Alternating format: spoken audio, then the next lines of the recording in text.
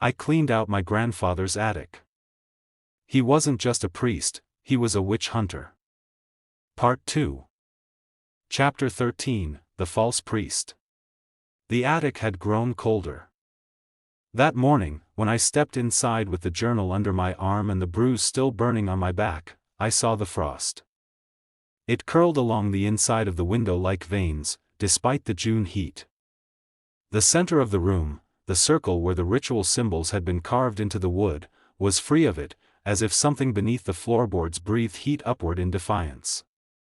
I didn't dare touch it. Instead, I returned to the stack of artifacts I'd barely started cataloging, a weathered chest beside the wall, old and unassuming. I'd dismissed it before. It looked like storage. Nothing marked it as sacred. But when I lifted the lid, the air that rushed out smelled like wood smoke and rusted iron, and something else. Something buried. Inside, wrapped in cracked linen, were a few personal items, a rosary with one bead burned black, a dagger with a handle made of knotted yew, a small silver bell with no clapper. And beneath them, hidden at the bottom, was a photograph in a cracked leather frame. I recognized the face immediately. My grandfather. But this wasn't the man I remembered, not the stern, quiet priest who recited Latin over holiday meals, or the rigid figure in robes who placed cold hands on my forehead when I cried in my sleep. This man was younger. Fiercer. His eyes were sharp, wild, and nothing about him said clergy. He wore no collar. No cassock. No sign of the church. Instead, he was clad in a long, dark cloak. Fur-lined, fastened with a circle of bone. Around his neck hung a string of charms, silver nails, burned feathers, vials of something red. In one hand, he held a staff wound with iron and ash. In the other, a mask, horned and hollow-eyed. He looked like something out of a myth. A hunter. A war priest. A man who didn't preach to God, but hunted what hid from him. I turned the photo over. On the back, in the same steady, unrepentant hand that had filled the journals, was a single line. Only the church feared me more than they feared her. I read it again. And again. My skin went cold. It was the final confirmation of something I had only suspected in fragments. My grandfather wasn't just a priest. Not in any way the world recognized. His robes were costumes. His sermons, covers. The house, the journals, the rituals, it had all been part of a hidden life, buried beneath the church's nose. He hadn't served it. He defied it. Because what he was hunting, what he was trying to keep buried, wasn't just evil. It was older than Scripture. Older than the saints. Older than doctrine itself. And somehow, he'd made them afraid. A flicker of movement caught my eye then, near the window. A flutter of shadow just beyond the frost. I stepped closer, slowly, cautiously. Outside, at the tree line, a figure stood. Tall. Still. Same shape. Same presence. Always watching. Only this time, something was different. This time, she wasn't alone. A second figure. Smaller. Childlike. Standing just behind her, half shadowed by her long, withered arm. My heart stopped. Was it Lena? Was it a lure? A warning? I blinked, and they were gone. But the image stayed. Imprinted in my vision like an afterburn. I looked down at the photograph again, running my thumb over the face of the man I'd thought I knew. He hadn't been hiding the darkness. He had been containing it. And now that he was gone, she was testing the walls of that cage. And something told me. They were cracking. Chapter 14, The Root Cellar. It started with a creak. Not the usual kind, not the groaning breath of old floorboards or the sigh of settling beams. This was different. It was rhythmic. Measured. Intentional. Creak. Pause. Creak. Like footsteps, circling beneath me.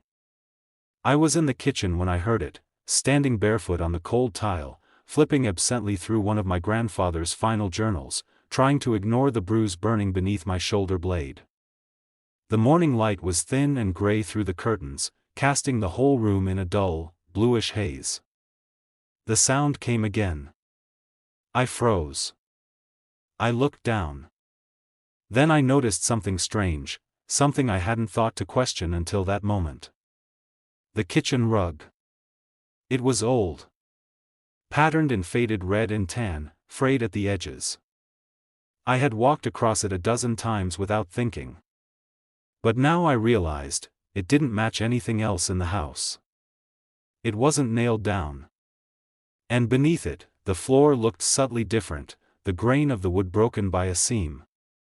I dropped to my knees, pulled the rug aside. A trapdoor. Flush with the floorboards. Reinforced with iron brackets and an old blackened handle, nearly invisible unless you were looking for it. I hesitated. Then I pulled. The trapdoor groaned open with the resistance of time, and beneath it, a square of darkness yawned open. The scent hit me instantly, earth, old sweat, rust, and something foul, like spoiled meat and burnt herbs. A narrow stone stairwell led down, slick with damp moss, descending into something far older than the rest of the house. I took a flashlight, and against every instinct screaming in the back of my skull, I went down. The temperature dropped 5 degrees before I hit the first step. By the 5th, my breath was visible. At the bottom of the stairs, a single room carved from stone. Cramped. Cold. The walls slick with age. And in the center of it, bolted into the foundation, stood an iron cage. It was tall enough for a person. 6 feet by 4. Reinforced with riveted bars and a locking mechanism that had no keyhole, only a heavy, welded cross. The floor of the cage was scored with deep gouges, claw marks. Some short and frantic, others long and deliberate, as if whoever, or whatever, had been inside had spent days, weeks, years trying to dig their way through solid rock. My flashlight flickered. I tapped it. The beam steadied. That's when I saw the teeth. Scattered in the far corner of the cage. Not fossils. Not animal. Human, or something close. Yellowed with age, most cracked or jagged, some filed to sharp points. All of them arranged deliberately, in the shape of a spiral. And etched into the stone just outside the cage was the same symbol burned into my back, the thorn spiral, ringed in Latin script too old and too faded to read clearly. I stepped closer. That's when the door to the cellar creaked shut above me. A sound like breath filled the room. Not wind. Not air. Breath. I turned in slow, silent panic, flashlight cutting across the cage again, and for the briefest second, in the flicker of shadow on iron, I saw something impossible. The claw marks were fresh. Not eroded. Not dusted. Fresh. As if whatever had been trapped in here hadn't been some distant part of the past. As if it had been there recently. Or was still coming back. I ran. I took the stairs 3 at a time, burst through the trapdoor, and slammed it shut behind me. The lock snapped tight without prompting. The rug stayed off. Because now I knew. This house wasn't built to keep things out. It was built to keep something in. And the cage in the root cellar? It had failed. Chapter 15, The Eye in the Well. I didn't know the well existed until I followed the sound. It was nearly midnight, and the house had finally gone quiet, unnervingly so. After everything I'd seen in the cellar, I'd been walking the halls like a warden checking for signs of a prison break. Every salt line I had laid earlier that evening remained intact, every door shut. And yet, I couldn't shake the feeling that the house was holding its breath again. Like it was listening for something. Then I heard it. A whisper, carried on the wind through the open kitchen window. Not words at first. Just the low hum of something almost human, like breath pressed between clenched teeth. But it grew louder with each passing second, no longer vague, no longer anonymous. The voice called again. Jonah. My heart clenched. It was my grandfather's voice. Rough. Weathered. The exact tone I remembered from childhood when he caught me in a lie or raised a hand in warning. You let her out, boy. You let her out. The words landed with the weight of accusation. Of prophecy. Of blame. I grabbed my flashlight and a coat and stepped outside, following the sound as it drifted through the night air. The cold hit harder than it should have for June, sharp and wet and filled with that now familiar scent, burnt sugar and damp earth. The backyard had grown wild over the years. Grass tall. Trees bowed inward. But I pushed through until I reached the rear property line, a tangle of vines, thistle, and an old broken fence nearly swallowed by the woods. That's when I saw it. Tucked in the weeds beneath a twisted blackthorn tree, a low ring of moss-covered stones. A sealed well. The lid was iron, rusted and chained down tight with thick links that looked like they'd been blessed, burned, and welded shut. Faint inscriptions traced the rim, half worn away, but still visible in the flashlight's beam. I moved closer. The wind dropped off suddenly, like the woods had sucked the breath from the air. And then, from beneath the well. You let her out, boy. You let her out. I staggered back, flashlight trembling in my grip. It wasn't a recording. It wasn't an echo. It was him. My grandfather's voice, unmistakable, rising from the black depths of the sealed stone like a ghost still angry at the world. But it wasn't just his voice. Something about it was off. It spoke in rhythm. Like a ritual. A condemnation said not to me, but through me. I crouched low, knelt near the edge, and pressed my ear to the stone. Silence. Then, scraping. Not metal. Not rock. Clawing. And underneath that, a second voice. Softer. Feminine. Speaking in a language I didn't recognize. Wet-sounding, rhythmic, and older than language itself. I stood fast. The hair on my arms rose. I could feel it watching me from down there. Not my grandfather. Not anymore. Something had taken his voice. Worn it like a mask. The well had been sealed for a reason. And now it was awake. As I turned to leave, a final whisper rose up from the stones behind me, carried in the breath of the earth itself. She was never trapped. She was waiting. And you opened every door. Chapter 16, The Burned Names. The names were half-burned, scorched at the edge of a torn journal page, as if someone had tried to destroy them, but couldn't quite finish the job.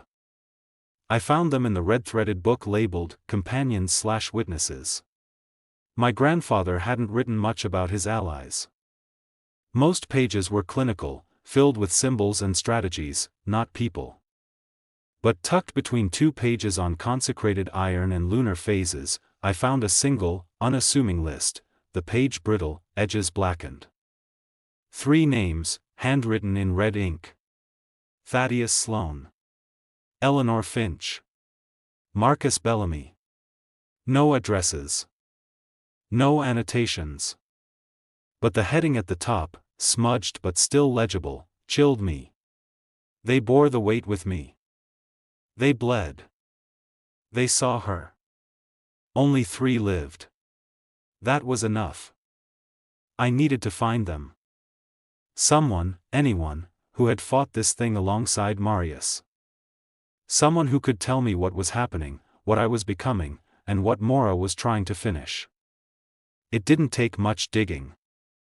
In a town like this, with a church this old and a secret this heavy, all you really need to do is ask the right-wrong question. I started with Thaddeus Sloan. Local records said he'd lived on the outskirts of St. Gideon County his whole life. His address was still listed in the system, a weather-worn farmhouse half-sunken into the hillside about 5 miles out. I drove there under a bruised sky.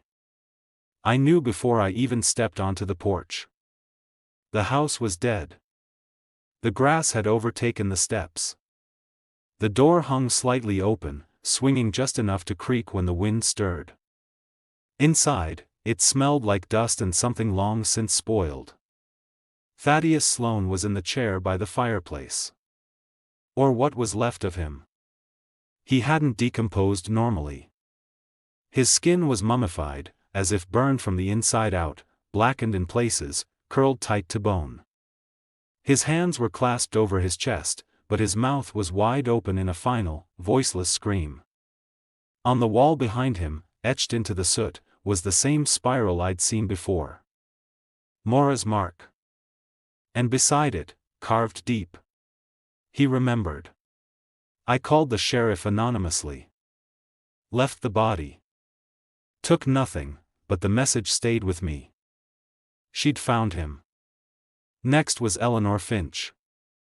She'd left the state decades ago, but my grandfather had referenced a warden widow in connection to Eleanor, and a few hours of searching led me to a care facility just across the state line.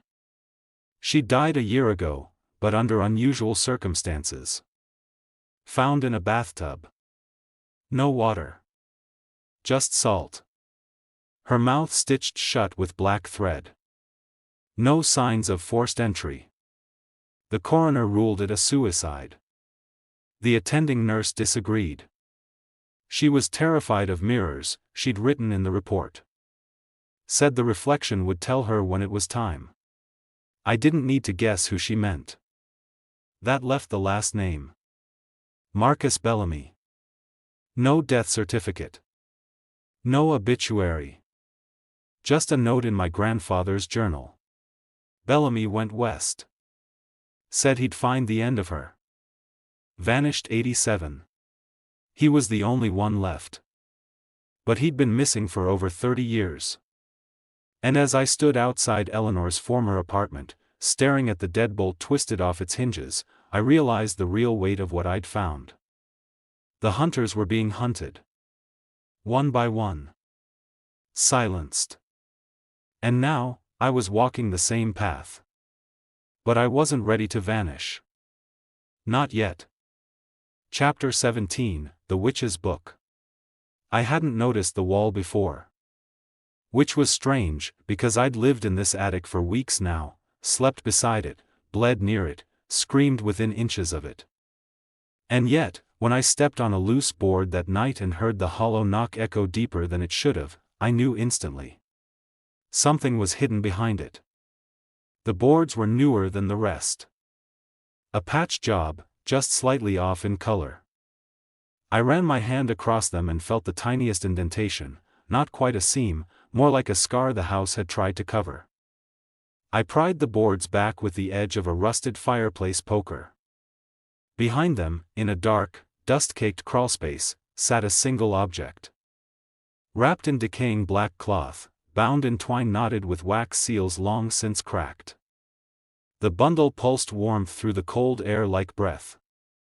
Even before I touched it, I knew what it was. Mora Blackvale's journal.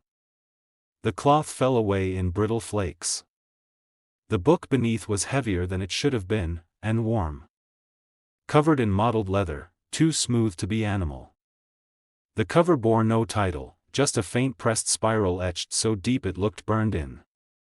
I carried it to the floor, sat cross-legged in the circle of firelight, and opened it. The pages weren't paper. They were flesh-colored vellum, stitched together with black thread, and written in a dark red ink that shimmered when the light shifted. The words moved slightly as I read, twitching and pulsing like they were alive, or remembering. The handwriting was precise, elegant, and utterly wrong. Each sentence curled like a spell spoken aloud in your head. They drowned me. But I did not stay dead. They called it fire, but it only woke me further. Blood is memory. Memory is power. And I remember all of them. My hands trembled as I turned the pages. The words changed beneath my eyes, shifting like a story being rewritten in real time, as if the book knew who was reading it. It began to mirror thoughts I hadn't spoken aloud. Fears I hadn't admitted. One passage flickered before locking in place. You have her blood, boy. Not just his. You are the key between their lie and my truth. I flipped to the next page. Then the next. And then the pages began turning on their own. Flipping faster, faster, until they stopped abruptly on a sheet near the back. This one was blank, at first.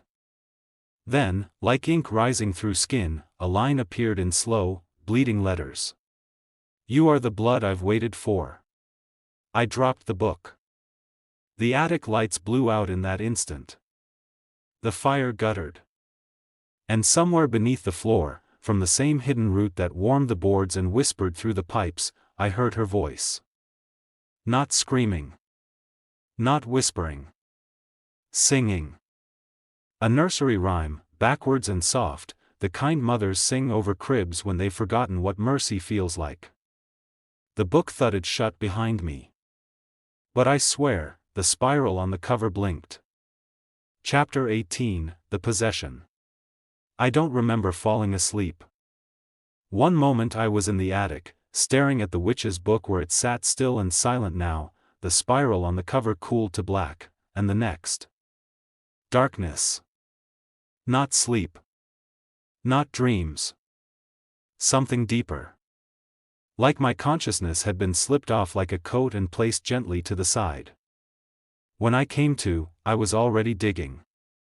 My fingers clawed through cold earth, wet soil packed beneath my nails, grit in my teeth. I wasn't at the house. I wasn't even in the woods. I was in the cemetery. St. Gideon's. The old side. The forgotten half, where the headstones were crumbling and the grass grew in ragged patches. The moon cast long shadows across the crooked rows of markers. Some graves were split down the middle, others marked only by sticks. And I was kneeling in front of one of them. Digging with bare hands like an animal. I gasped and staggered back. My hands were raw. Fingers bleeding. The hole in front of me was already half open, like I'd been working at it for hours. A rectangle of disturbed soil and exposed wood. A coffin. I wiped my hands on my coat, heart slamming in my chest, trying to understand what had happened, but when I looked up, the headstone finally came into view. I froze. No. Not possible. But the name was carved clearly. Weathered, yes, but legible in the moonlight. Jonah Thatcher. Born in blood. Claimed in silence. My breath caught in my throat. I stepped closer. Reached out. Touched the stone. It was warm. And then I heard the voice. Not hers. Not my grandfather's. Mine. I said the words. I opened the cage. I let her out. The voice echoed around me like it had been ripped from my chest and thrown into the earth. And beneath my feet, I felt it. Movement. From inside the grave. A knock. Then another. 3 slow, deliberate thuds against the inside of the coffin lid. I stumbled back, but I couldn't run. Because I felt it now, truly and fully. She had been inside me. Not for long. Not fully. But just enough. Enough to walk me out of the house. Enough to guide my hands. Enough to dig up the place she'd already prepared. Not for herself. For me. The wind howled through the graveyard, scattering dead leaves and brittle flower stems. Somewhere in the distance, a church bell rang. Once. Then silence. I backed away from the grave, choking on fear and dirt and the unmistakable scent rising from the disturbed soil. Burnt sugar. Grave dirt. And iron.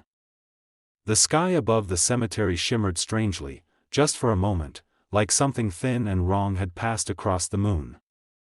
I turned and ran, breath ragged in my chest, heart thudding like a second shovel. Because now I knew. The grave wasn't a warning. It was a promise. And she wasn't waiting to kill me.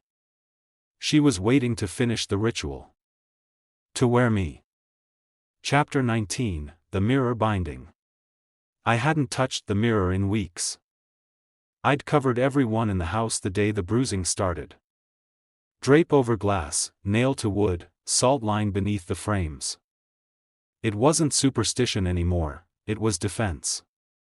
I'd read enough in Marius's journals to understand the rules. Reflection was one of her roads. Her eyes could look back through them. Her voice could climb out. But tonight, I uncovered one.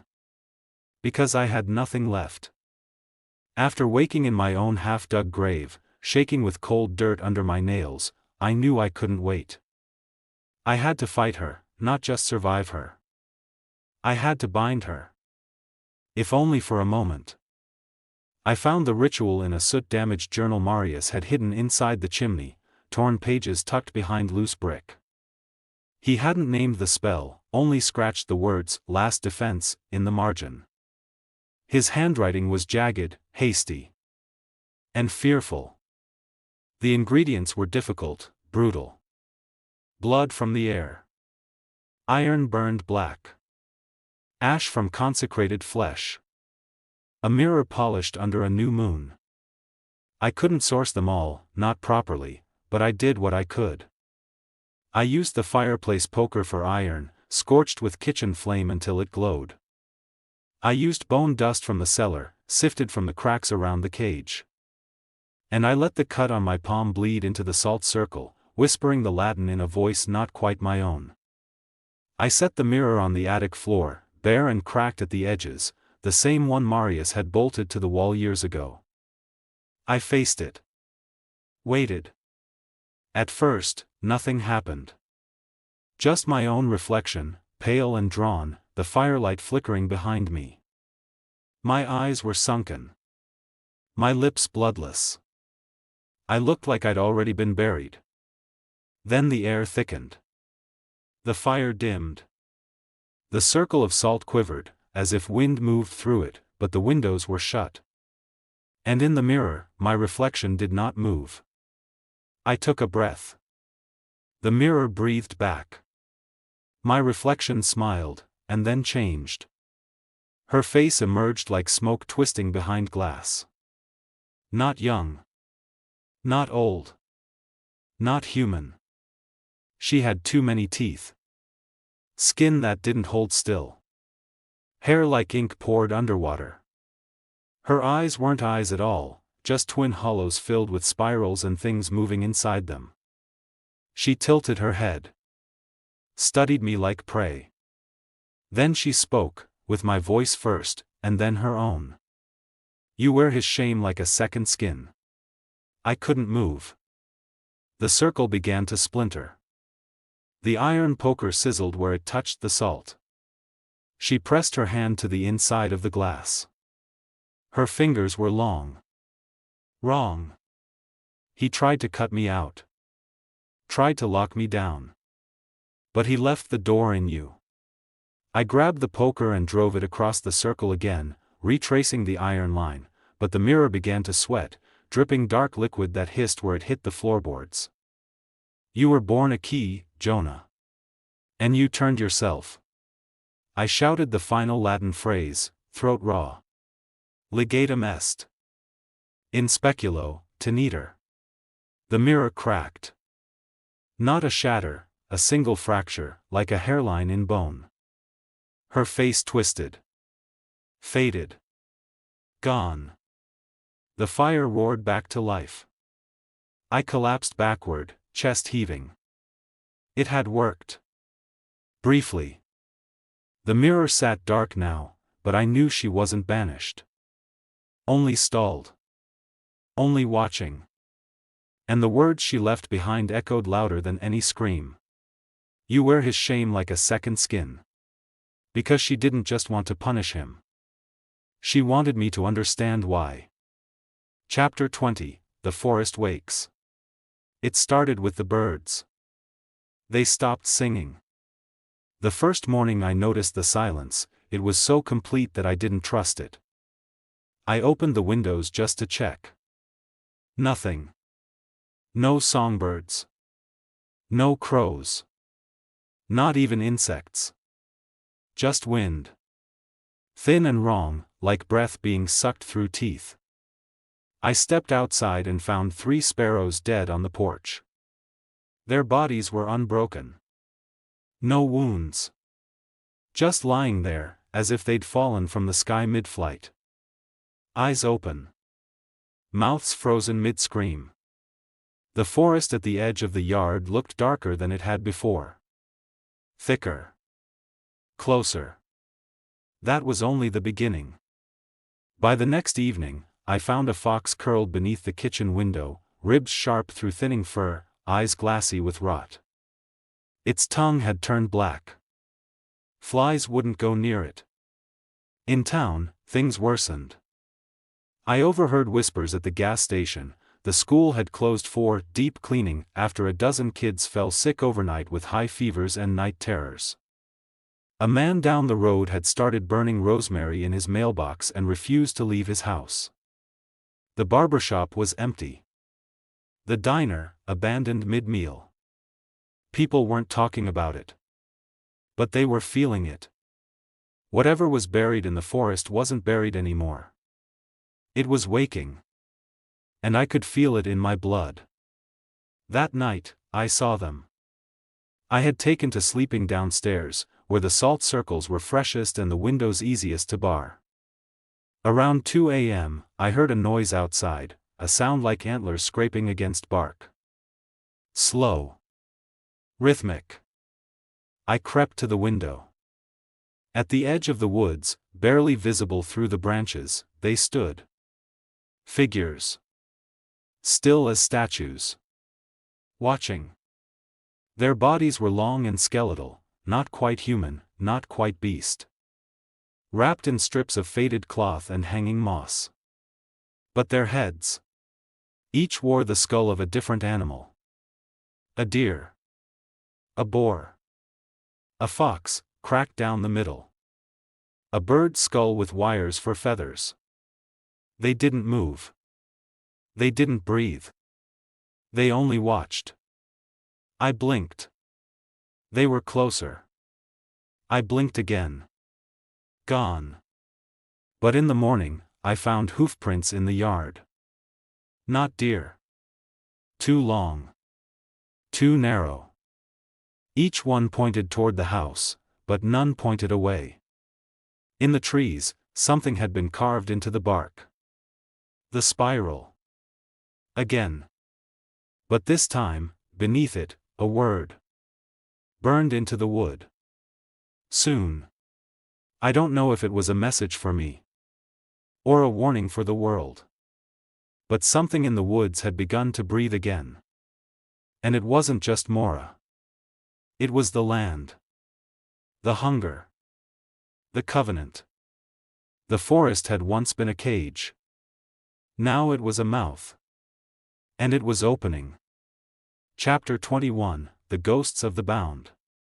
It started with a sound like breath fogging glass. Not loud. Just a whispering hiss, like someone leaning too close to a mirror and exhaling a secret they couldn't bear to say aloud. I had returned to the attic because the witch's book had pulsed again, once. Just once, as I crossed the floor. A single ripple in the air, like the book had held its breath and finally sighed. But the moment I reached for it, the attic mirrors began to hum. Not vibrate. Not tremble. Hum. I hadn't removed the shroud since I first covered them, weeks ago now. I'd forgotten how many there actually were. One behind a shelf. Two in the far wall. One bolted to the back of the door. They were Marius's tools, not decorations. Anchors. Portals. Surveillance, perhaps. Maybe even prisons. I tore the nearest shroud away, compelled more by dread than courage. What I saw wasn't my reflection. It was a face. Someone else's. A woman.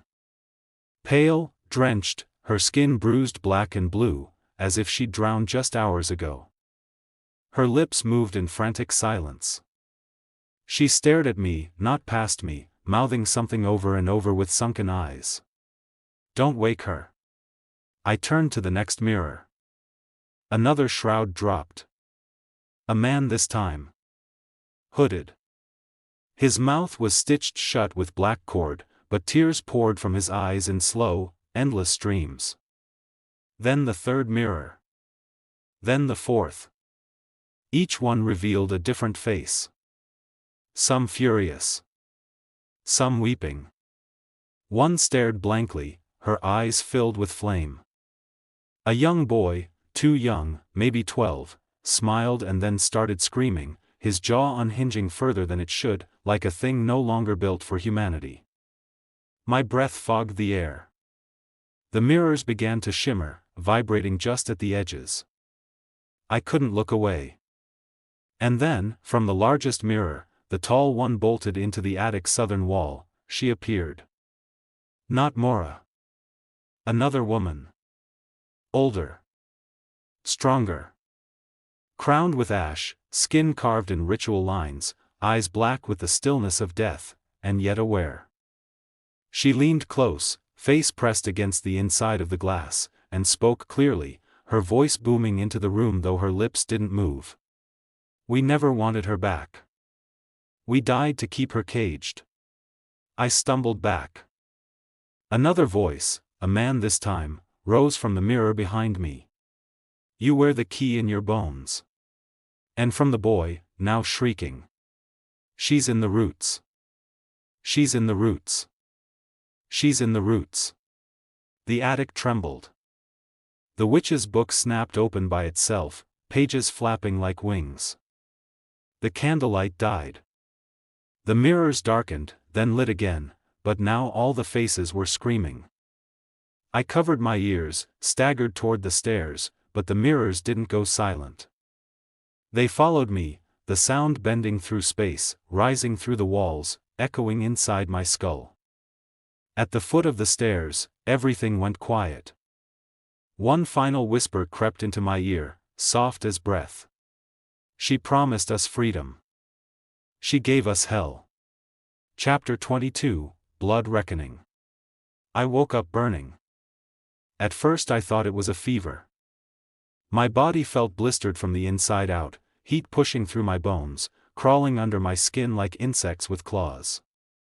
But it wasn't illness. Not sickness. It was the mark. It had spread. No longer just a bruise beneath my shoulder blade. Now it reached across my back in a jagged spiral, curling over my ribs like a brand that had grown teeth. Veins around it had darkened, turned black beneath the skin. They pulsed when I breathed. And worst of all, it moved. Not with me.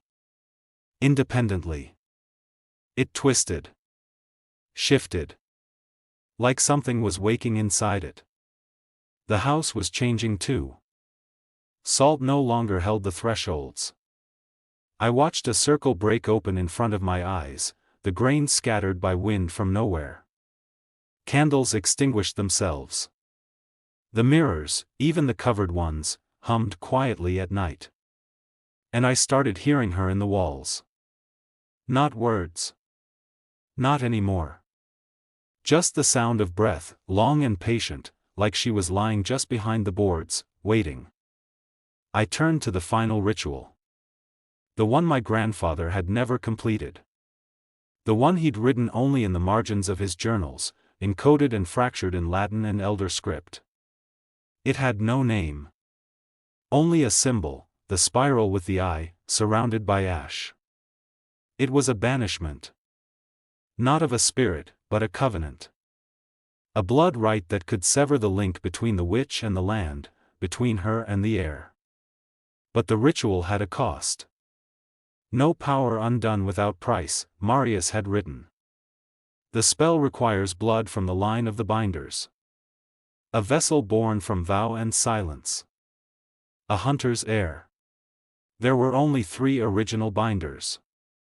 Thaddeus Sloane, burned alive from the inside. Eleanor Finch, drowned in salt and silence. Marcus Bellamy, vanished. Likely dead. Which left one? Me. I was the last branch on a dying tree. The ritual called for a blood offering willingly given, poured into consecrated earth and ignited with words no priest would ever bless. It would tear the link from root to crown, not just her spirit, but the line of power she fed from. The very magic she'd clawed her way back into the world with. And it would cost me more than blood. It would cost my name. My memory. Myself. Let your blood remember, the book whispered, as I began laying out the circle. I gathered what I needed. Ash from the cage below the house. The iron poker, now cracked with runes that appeared only under firelight. Salt from Eleanor's stitched mouth, I had taken a pouch of it from her apartment. My grandfather's broken rosary, hung at the circle's edge. And finally, my blood. I didn't hesitate. I cut deep into my palm and let it fall into the dirt. The moment it touched the ground, the room screamed. Not from wood or stone, but from every surface. The house recoiled, its beams groaning, its windows fogging over with breath that wasn't mine. She knew what I was doing. The mark on my back twisted, coils tightening. And still, I spoke the words Marius had never dared finish. By bone and fire. By vow and ash. I break the bind. That kept her fast. The ground began to glow beneath the circle, a faint red, like a coal smothered by dirt. And from the walls, her voice. No more seduction. No more promises. Just rage. You wear his sin like a crown. You will burn with his name. My blood hissed on the earth. The air turned electric. And then, from somewhere deep in the floorboards, from the root cellar, from beneath the iron cage, I heard her scream. And I screamed with her. Because the blood remembered. And the blood had begun to burn. Chapter 23, The Bargain. The fire in the ritual circle had burned out. But the scar it left in the earth still smoked. I sat beside it with my hand wrapped in cloth, skin blistered, blood soaked into my shirt. I'd spoken the words. And something had answered, not just with rage, but with recognition. The house had gone quiet now. Not peaceful. Not safe. Expectant. Like it was holding its breath for the next move. The witch's book sat in front of me, closed but quivering faintly, not physically, but in presence. Like a thing alive beneath its skin. Like it knew I was thinking about finishing it. About ending all of it. Then, the lights flickered. The mirror across the attic unclouded. And she stepped through. Mora. Not entirely, not in flesh, but close enough. A silhouette of moving ink and bone, draped in shadows stitched with memory. Her face was impossible, not young, not old, not quite real. It changed as I looked at it, becoming recognizable, becoming mine. She smiled. You've done what he wouldn't, she said. Her voice was sweet as rot. Soft as something wet. It filled the attic without echoing. You bled for it. Called the name. Broke the chain. You're not a prisoner anymore. I couldn't speak. She walked around the edge of the ritual circle, never stepping inside, but watching me. Studying me. But you're still bound. Because you still hold the book. I looked down at it. Still closed. Still alive. Then she said the words that brought everything to a standstill. I can lift the curse. End the bloodline. Let you walk away. Free. Unmarked. I stared at her, heart hammering. It was impossible. Wasn't it? No more marks. No more shadows. You leave. The name ends here. No more hunting. No more binding. It sounded so final. So clean. But there was a price. Burn the book. Burn the journals. All of it. Erase the name of Marius. Erase the rights. Let the line be forgotten. A choice. Not a threat. A deal. And in that moment, I saw it for what it really was, the real curse. The weight of memory. The inheritance. The line of watchers, hunters, binders, and their failure. Their pride. You destroy the book, she said, and I disappear with it. There will be no heir. No witch. No war. Just silence.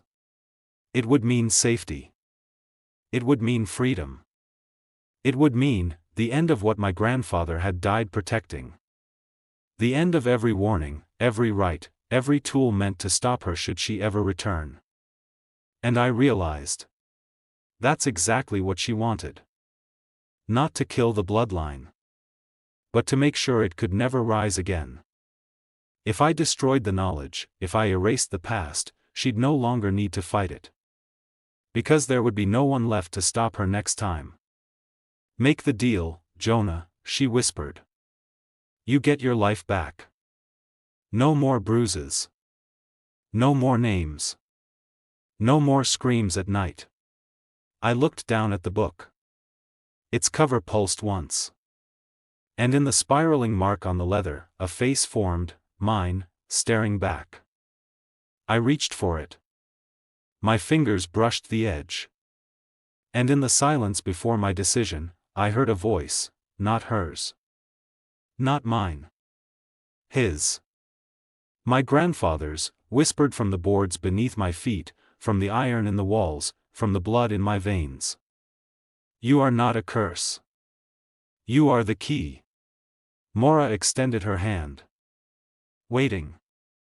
And I stood at the edge of a fire that hadn't burned out yet. Chapter 24, The Ritual Fire. I didn't say anything to her. No grand declaration. No righteous speech. Just silence. Mora stood across from me, still smiling, her hands outstretched like a mother welcoming a prodigal son home. The witch's book sat between us, pulsing faintly on the attic floor, the symbol on its cover still shimmering with that wrong, wet gleam. I took one step back. Then I lit the match. The fire touched the edge of the book like it had been waiting for it. It didn't smoke or blacken, it breathed. Flames crawled along the leather, veins of fire splitting across the cover in spiderweb cracks. Mora screamed. Not aloud. Inside my head. The house responded instantly. The floor trembled. The beams groaned. Every mirror in the attic shattered at once, glass flying in every direction like the building itself was trying to reject what I'd done. Fool. Ungrateful. Blood of my blood. Her voice tore through the walls in a dozen overlapping tongues, each more inhuman than the last. Some whispered. Some sobbed. Some roared like fire through a hollow throat. I knelt at the ritual circle, blood still fresh from the earlier cut. I drew the last sigil, the one my grandfather never finished, using ash from the cage beneath the house and iron filings scraped from the cellar door. Exilium. Extoris. Teneo nomen in flamma et ossibus. The fire surged higher. The book screamed as if it had lungs. Real lungs. The mark on my shoulder ignited, not with fire, but with cold. A pain so deep it bypassed the skin and sank into the bone. I dropped to my knees, choking. It felt like something inside me was being pulled out, thread by thread, vein by vein. The attic blurred. Walls dripped with shadow. The floorboards bent upward. A low howl erupted from beneath the house, not like wind, but like something leaving this world in fury and failure. The mark on my back began to burn inward, the spiral collapsing on itself, closing. Mora appeared again in the flames. Only now she was howling. Her face no longer beautiful, no longer composed.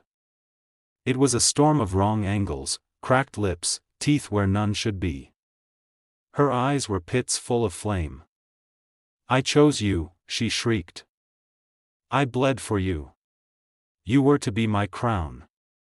I drove the iron poker into the center of the burning book. The floor split. A column of fire burst through the symbol, licking the ceiling. Mora screamed one last time, a scream that became everyone's, the witches in the mirrors, the figures in the forest, the ghosts buried in the root cellar, all of them wailing through the house as if she had been the dam holding their pain back, and now she was breaking. "You are not her heir," I whispered. "You are her end." The fire consumed the book. The house buckled. Glass rained. The attic walls cracked wide open, and for a moment I saw the sky beyond them go black. And then, silence. No smoke. No fire. Just me. On my knees. The book gone. The circle burned into the floor. And the mark on my back?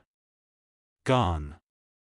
A pink scar remained in its place, a spiral of healed tissue. It didn't burn anymore. But something deeper had taken its place. Something quieter. But awake. Chapter 25, What She Left Behind. The house didn't burn. It should have. Any normal place would have collapsed under the weight of what I'd done, but this house had never been normal. It didn't obey fire or logic or time. It had been built not to live in, but to contain. And now that the storm had passed, it sat in eerie stillness, like a sealed tomb. I walked through it in silence. My footsteps echoed through rooms that no longer creaked. Mirrors lay shattered on the floors, their silvered backs blackened and curling. Salt stains etched the thresholds. The attic trapdoor stood open, a spiral burned into the floor like a seal. But the air was different. The house had stopped watching. Still, it wasn't peace I felt. It was the quiet after a scream.